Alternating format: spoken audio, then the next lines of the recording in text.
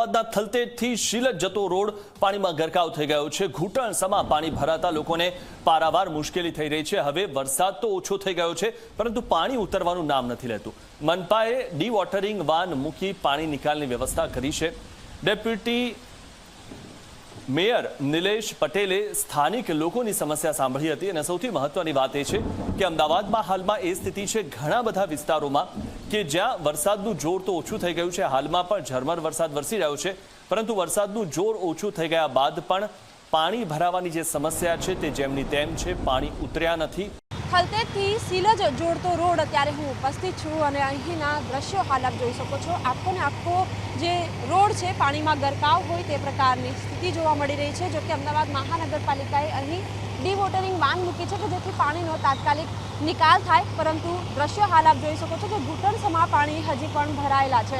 એના કારણે લોકોને ખાસ તો મુશ્કેલી થાય છે। જે અવરજવર કરતા લોકો છે એમની સાથે વાતચીત કરીએ, એમને પૂછીએ કેટલી મુશ્કેલી થઈ રહી છે આ પાણીમાં। બહુ મુશ્કેલ થાય છે, બિકોઝ અહીંયાથી બહાર બી નહીં નીકળાતું અને કોઈ ઓર્ડર ન થતા અમે કઈ વસ્તુ મંગાવી નહીં શકતા, કશું જ નથી થતું। અત્યારે ક્યાં નીકળ્યા છો?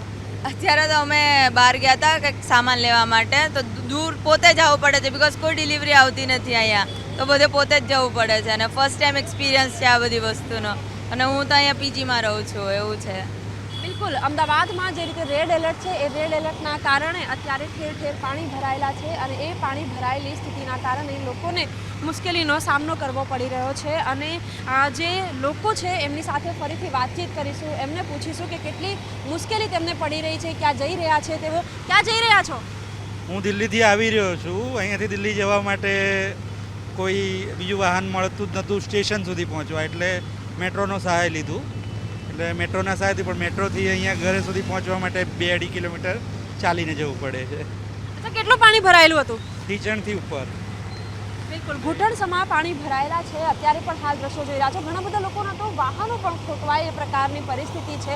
આપ જુઓ કે વાહનો ખોટવાતા આ પાણીમાંથી જ લોકોએ વાહન લાવવું પણ પડી રહ્યું છે। લોકોને પારાવાર મુશ્કેલીનો સામનો કરવો પડી રહ્યો છે, પરંતુ અસામાન્ય વરસાદ થયો છે, કારણ કે હવામાન વિભાગે જે રીતે નિવેદન આપ્યું છે કે છેલ્લે 1927માં આ પ્રકારનો વરસાદ રહ્યો હતો અને હવે ફરીથી 2026માં અમદાવાદમાં આ પ્રકારે વરસાદ રહ્યો છે, એટલે અસામાન્ય વરસાદ નોંધાયો છે।